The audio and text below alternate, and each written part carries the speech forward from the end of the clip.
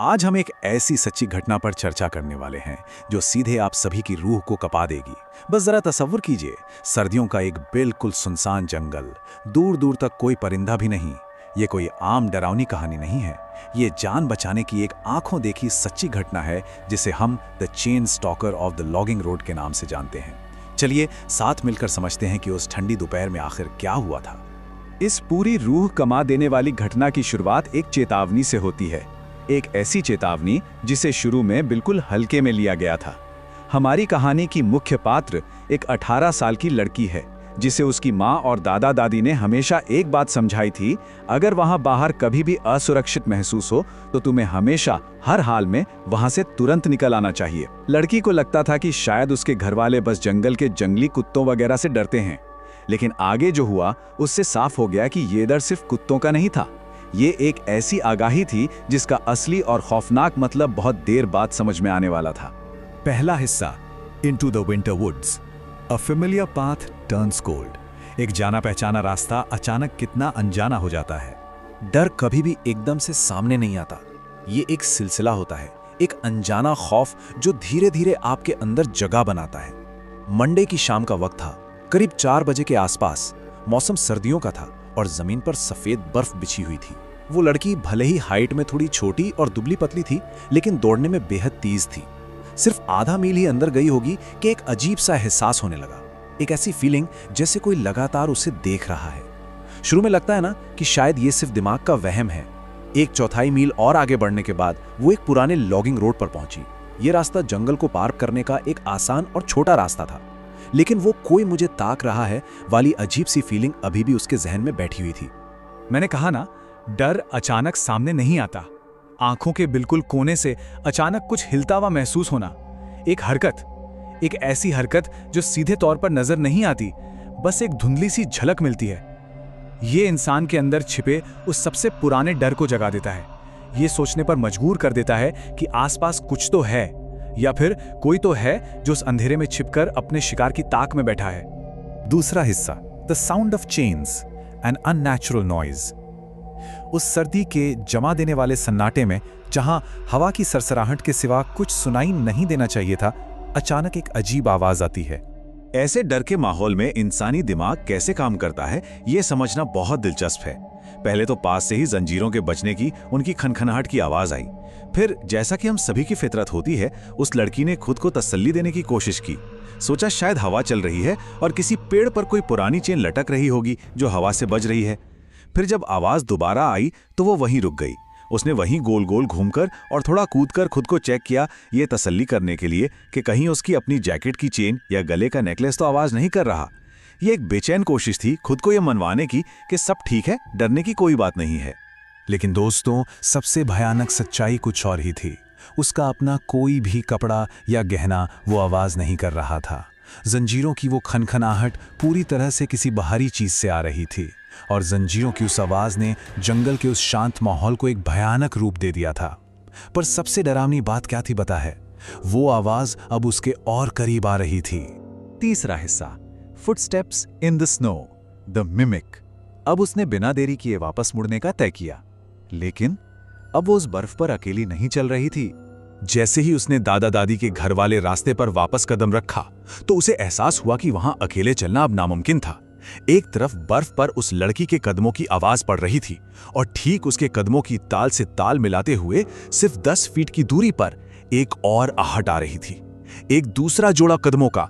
पीछे चलने वाला शिकारी जानबूझकर उसकी चाल की नकल कर रहा था, बिल्कुल वैसे ही जैसे कोई भेड़ूपिया करता है। जैसे जैसे लड़की अपने कदम रखती, ठीक वैसी ही आवाज पीछे से आती। पीछे मुड़कर देखने की हिम्मत तो बिल्कुल नहीं थी, और सच कहा जाए तो ये अच्छा ही था।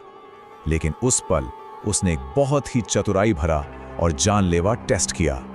उसने ऐसा नाटक किया जैसे वो अगला कदम आगे बढ़ा रही है, लेकिन अपना पैर जमीन पर रखने के बजाय उसने अपने पैर को बर्फ के ठीक ऊपर हवा में ही रोक लिया, और फिर दम साधकर ध्यान से सुना उस नकल करने वाले के कदम की आवाज को। जरा सोचिए उस पल का खौफनाक सन्नाटा, वो पल जो सीधे आपकी रूह को कांपने पर मजबूर कर दे। बर्फ के कुचलने की आवाज आती है, ठीक उसके पीछे उस अनजान और खौफनाक चीज ने अपना कदम जमीन पर रख दिया था। उस शिकारी को तुरंत समझ आ गया कि उसकी चोरी पकड़ी गई है और आगे वाली को पता चल चुका है कि वहां पीछे कोई है। और दोस्तों, ठीक उसी पल पीछे वाले ने तेजी से आगे की तरफ छलांग लगा दी। चौथा हिस्सा, the grey blur attacks, the chase begins. और यहां से शुरू होती है एक खौफनाक, सांस रोक देने वाली भागदौड़।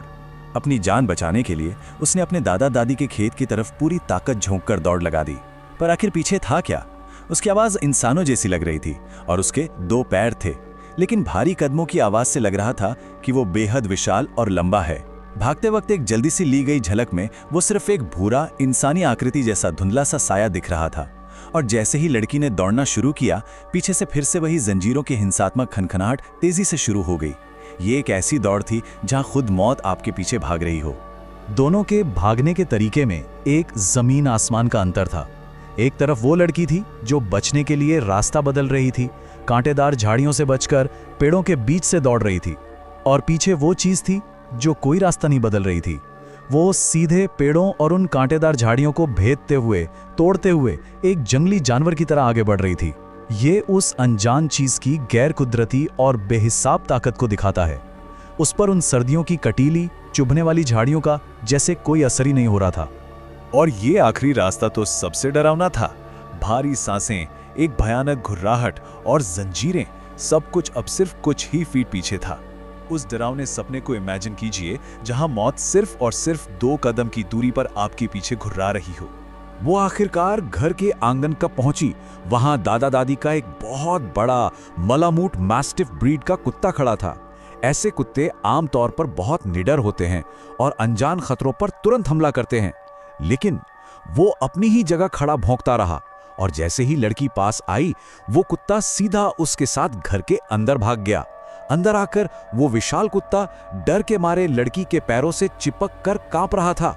एक ऐसा कुत्ता जिसमें आमतौर पर किसी बड़े जानवर से भिड़ने का साहस होता है, वो उस खौफनाक चीज से इस कदर डर गया था कि बस कांपे जा रहा था।